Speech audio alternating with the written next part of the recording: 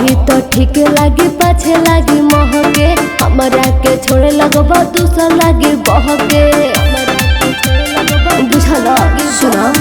अभी तो ठीक लागी पाछे लागी महके हमरा के छोड़े लगबा दूसर लागी बहके। डीजे बाहर जहाँ सटेला फेरू हटेला नाही, जहाँ गले नाही डालू हम सुन माथेला नहीं। सूझत सबेरा धराई के आदत, सूझत सबेरा धराई के आदत, मारे के हमर मत जइबे